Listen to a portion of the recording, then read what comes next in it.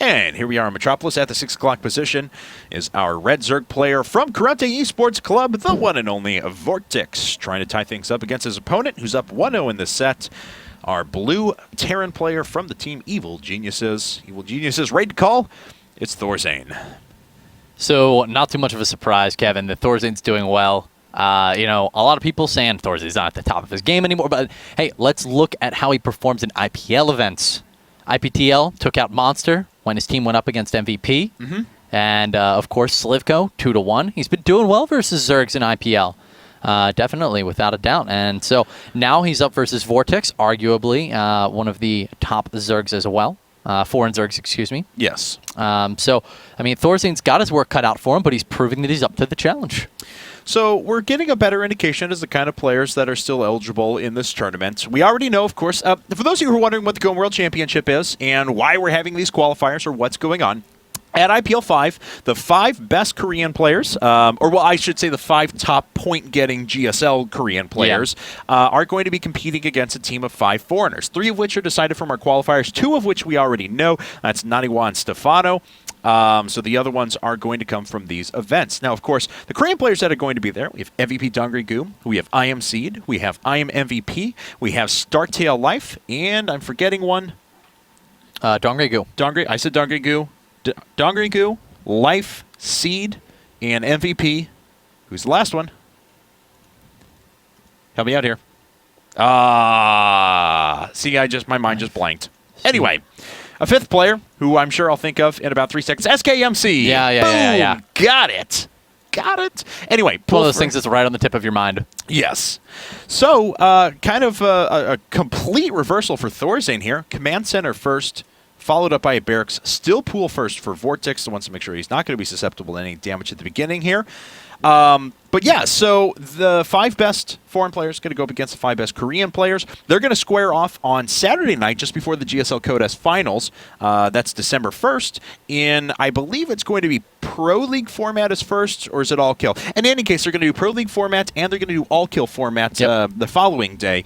So if the teams have a tie between the two, we're actually going to have a tiebreaker, which is yet to be released or determined. I don't even know what it is. It's pretty exciting stuff, though. I'm really, really pumped for it. Really, all right, the Koreans, they have a great chance of taking the event, but you have the chance to, like, stand up against the almighty dominant force in esports right now. Yeah. You know? And, like, really just, it's kind of like banding the Avengers together and, like, battling against, like the Capcom version, or, excuse me, what's the other version of you've got the Avengers, of course. Yes. There's the Justice League. Thank you. From DC Comics. Yeah. I know you have a Justice League T-shirt, don't you? What's up? No, I don't think I do. Someone in the office does? Yeah, I'm trying to think of who it is. Meanwhile, but thank you. My comic knowledge is so limited. Yeah, Zerglings killing a command center that's just going to be able to raise up in the air, though, of course. Yeah. But now ThorZaIN decided to go for 3 racks after this, so he's going to be able to triple produce Marines here for a while. Vortix knows about it. He sees all 3 barracks, knows what's up. And ThorZaIN actually still not taking any gas. There we go. Double gas being taken all at the same time. And he just expended his resources on something else, too. Looks like it was just queuing up Marines and producing more SCVs. So everything's starting to hit on all cylinders for him. And we'll see where he goes from here. Vortix, on the other hand, getting his gas, going to start his Zergling speed. And we'll see how quickly he wants to take a 3rd base and move up from there. Oh, is he, though, Kevin? 22-minute slow links.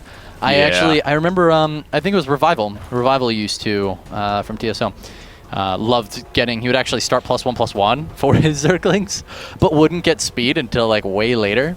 He would actually, like, get 2-2, like, once he started, or he would get speed when he started 2-2. So bizarre. But, hey, it worked for him. Different play styles for different styles of play. There you go. Yeah. There you have it.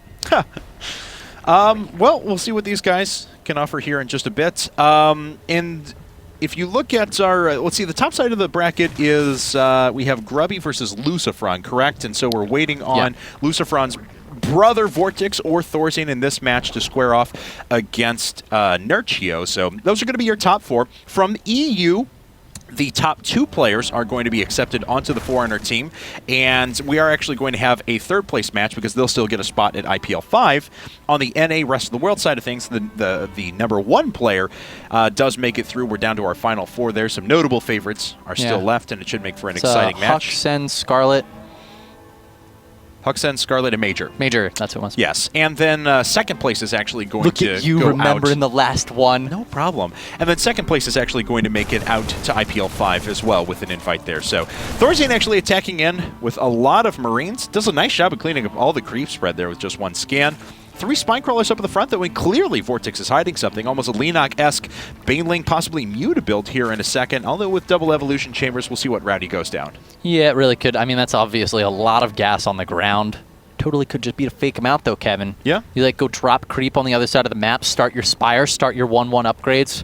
Then when your Spire's done, cancel your 1-1 upgrades, turn it into Mutalist. Your opponent's like, how can you afford this many Mutas? You were going for 1-1. You're like, dude, I canceled it. My Spire's on the other side of the map. You never even checked. It's actually in your 5th base.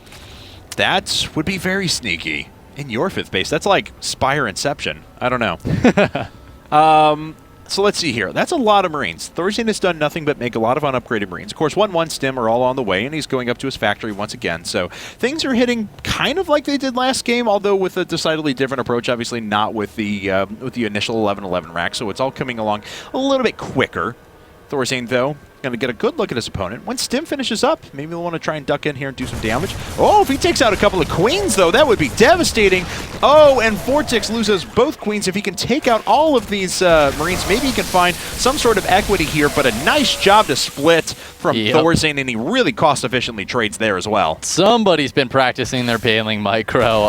ThorZaIN just had a perfect split there. He even, like, left... did you see he left a group of 3 Marines and was like, hey, look, Banelings, come pop. You're going to get 3 Marines. And then split them at the last second. So each of the Banelings actually only popped on 1. It was like, so phenomenal out of ThorZaIN. So ThorZaIN hitting on all cylinders. He's got his armory on the way so he can go right into 2-2 upgrades, timing that perfectly.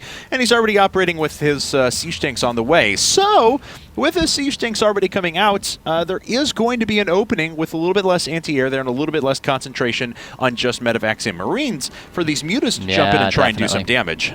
Yeah, that's going to be a huge factor for ThorZaIN, of course. Now, 1-1 is on the ground here, so Vortix is going to have, really strong Lings and Banes, but at the same time, he's going to have Mutas. I'm curious to see if he...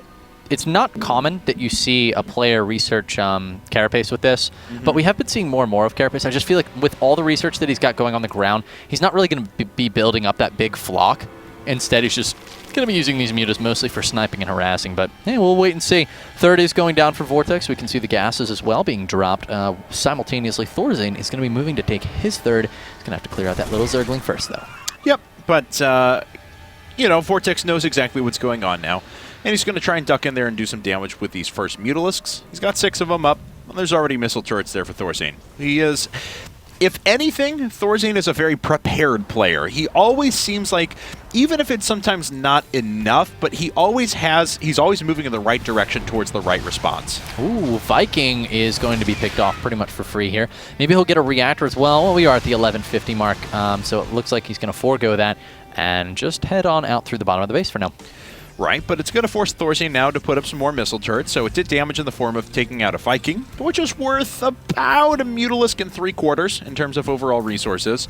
And he forces out more missile turrets, and that's certainly going to occupy some of his attention too. ThorZaIN has no units over at his third for now, and if these Mutas actually swing around, he could pick off 4 or 5 SCVs before they're actually hit. Yeah, they definitely could. There's a lot of exposed units over here. Swinging in from the left-hand side, as you can see, no turret in place. We'll see if he decides to target the Mules or the SCVs. It looks like the SCVs are the most tasty dish there for the Mutalisks, and they'll clean a few of them up and then head out. Yeah, good job there. Killing 3 workers and disrupts his opponent a little bit more. Forces out 2 more missile turrets, so he's come very close to justifying the cost of the Mutas already. And just in the way that now ThorZaIN has to prepare, he's certainly done more than enough damage. Because he's clearly not following through. He's not using... he's not using Mutas as a means to an end here. This is not designed to do massive Mutaplay or anything like that. This is the variation that techs you very quick to Hive, and you just go mass ground forces. As we see, there's already a lot of Zerglings, a lot of Banelings out there, and we'll see if he wants to play this close to how Hyun plays, or if it's going to be a bit, more emphasis on the higher tech. Yeah, so there is the Hive on the way right now, and it's going to be timed quite nicely, actually. Can we look at the 2-2 upgrades? How long do they have left? That damn scoreboard. There you go. That's like perfect. 60 so 70 seconds, or 60 seconds rather, and you can see the Hive, of course, 100 seconds. So those are going to be finishing.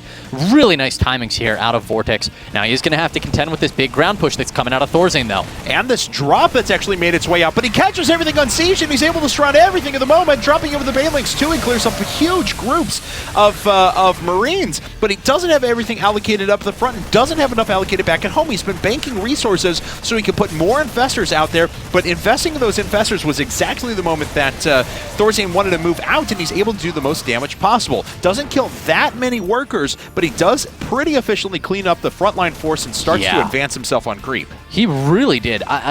We couldn't actually see it because of the medevacs, but the reality is he had a lot. Vortix had a good quantity of Banelings there, and we saw some sick target fire out of ThorZaIN. Yeah, definitely. I mean, the siege tanks all have several kills apiece. You can see 12 kills on one, 5 on another. These ones that have 0, they just join up with the rest of the army.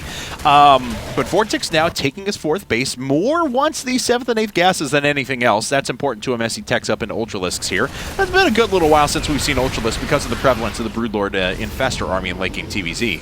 Kevin, both players are looking so good here. This is a best of 5, folks. I'm really feeling like we've got a sick match coming up in front of us here, just with how their play styles are clashing against each other and what look like really equally matched levels of skill. Drop coming down for ThorZaIN at the top. Vortix does need to focus on dealing with these drops better. We've seen him in the main. He did a good job with that drop, but it's really what tore him apart in that last game. We'll see if he can contend with this one that's about to swing in over his 4th base. All right, well, everything's ready to stim in, and looks like that's going to happen. I heard the stim. He'll need to react very quickly. He is going to lose a couple of workers, but doesn't look like it's going to be the biggest deal. I mean, ThorZaIN does a little bit of damage here. We'll see if he uses this for position on the rest of the map. Looks like a total of 3 more workers fell, but again, that's the, Vortix dealt with that in plenty of time. Yeah, he did. So getting off to a nice start here. Ultralisks on the way. There's the 3-3, Adrenal Glands and Chitinous Plating as well here out of Vortix. He's got quite a production tab of things that when they kick in here, I mean, you got to feel a little bit afraid for ThorZaIN because, I mean, that's a lot of stuff. These are the same 6 mutas that have been flying around the whole game too, so Vortix has been completely true. Really cost efficient with those, just continuing to be annoying. ThorZaIN finally taking a 5th base. Looks like the mutas fly overhead, but they get out of there. They better not die, that's all I gotta say. Pick off another 50 minerals, so they're still doing their damage. And it looks like he's going to use this to actually make his way up and actually get right on top of these siege tanks that were caught out in front, and the siege tanks die very quickly. Fungal Growth's hitting everything else, and Vortix is going to take this engagement very, very efficiently, and that is a huge blow to ThorZaIN, who now has to try and scramble and produce whatever he can with still a monster force on the map for Vortix. So Vortix at 178 supply, guys. ThorZaIN at 123. That was an incredible engagement out of Vortix, as you pointed out. And now he's just posed to possibly take this game. We're going to see Ultralisks, of course, are fantastic at cleaving down massive quantities of units. The supply depots, though, are going to go up, baiting the units forward. Baneling's not able to connect here and is going to force units back for the moment. ThorZaIN repairing that up. ThorZaIN's one of the most diligent players about these supply depot walls. Always has them in place. Always make sure that little backstabs aren't going to kill him. Vortix, though, is going down the tech switch path. Greater Spire's on the way. ThorZaIN's already preparing for this, though. He's got his +1 upgrades for air units coming out. But the issue is, can he make enough units in time? He's triple producing siege tanks. That's going to effectively deal with Ultralisks, but he doesn't have a lot to deal with, well, 1, 16 Banelings morphing in. Yep. 2, the just sheer amount of forces that Vortix has out, and his ability to reproduce it through superior economy. And it looks like he did actually clean up a drop over here at the same time, I believe, because all of his drones are jumping back into position. All right, looks like he's crushing Banelings into the rocks. Of course, there are better places to be doing that, such as the supply depot wall at the bottom of the ramp into the 3rd. We'll see if that's what he's going to go for, or if he's going to set his sights on the natural expansion. No, it's going to be the 3rd. The Banelings coming down. Wall off broken. Here come the Marines. The Banelings going to catch all of the Marines for Vortix, and that, I mean, he just devastated this 3rd base. Vortix is going to be killing absolutely everything. ThorZaIN forced to abandon this fortress. Yeah, that's right, and he's maybe not going to lose the command centers themselves, although they're getting very low in health, but he loses basically everything else. Not too many workers have actually been killed in this game if you look at the grand scheme of things, so they do have economies to recover on, but the problem is that ThorZaIN's production is now limited. He can't establish any sort of presence on the map, and Vortix just keeps swinging in with rounds of units and doing damage. 9 Corruptors on the way, that's going to translate to a lot of Broodlords soon, and he's just going to throw away a few Zerglings so he can start picking off some high-value units and replace the supply with Broodlords. Yeah, that's potentially going to seal the deal here for Vortix. 9 Corruptors popping out. You can see 7 still left here. And when those convert into Broodlords, which they will in the near future, he's currently sitting on 1,500 minerals, 1,000 gas. Vortix is going to be able to pressure from multiple angles here against the main base of ThorZaIN. And ThorZaIN dropped in a lot of mules that are doing nothing right now. That's actually thousands of resources that's just kind of thrown away. Hopefully he realizes that here in a second. He does not. And that is unfortunate for him. Picks up a base off to the left-hand side, and that's a nice little gain. But now we see 8 Broodlords morphing overhead here. Corruptors were in various states of running across the map, but they're all being turned into Broodlords as we speak. We do see ship weapons is being researched by ThorZaIN. But how many Vikings is he currently sitting on, Kev? If we take a look, a mere 2. 2 Vikings. I mean, weapons upgrades or not, that's going to take a lot of shots to take out. What are we looking at? 8, 9 Broodlords? 8 Broodlords for now, so. And another few Corruptors on the way. Corvid Reactor being researched, so we're going to see some Ravens in a bit, and that tends to be the way Metropolis goes in late-game TVZ. But, of course, will Vortix allow it to get to that point as he's starting to push in right here, right now? Yes, he is. Now, Drop is going to clean up this base over in the 10 o'clock position, which is nice for ThorZaIN. Simultaneously going to be picking that up once again, taking it down to this expansion and try to deny that again. But, I mean, the reality is that Vortix has got an army that ThorZaIN needs to deal with. It's not about hatcheries right now. It's about units, and Vortix has too many of them. Yeah, I mean, once your production starts getting camped as a Terran player, that's when things get really tricky, because in late-game scenarios, Terran players tend to have problems using all that money anyway. They have to really overmake barracks and things like that just to be able to keep up on a production, especially with, like, a Zerg player who's banked 80 larvae or something, and they can just instantly morph in a ton of units. For now, though, Vortix looks like he wants to go for it. All of these units are sieged up, so they're going to kill a lot of stuff on the ground, but there's just not a lot here to take out the units in the air. How many Vikings are left? Just 2. There's a lot of Corruptors still remaining. That's going to be a GG well played from ThorZaIN, and Vortix has tied things up. And it definitely was a well-played game out of Vortix. Look at that moment in the middle of the map when he caught all of those units. That was a great engagement, put him real far ahead. All right, well, that's game number 2 in the bag. Game number 3 to break this tie is going to be played out. No real surprise on Antigua Shipyard. It's going to be the choice from ThorZaIN here, so Terran players still fond of this map, more so than other ones. We're going to run to a commercial break, though, and when we get back, guys, it'll be game number 3 of our last best of 5 of the night.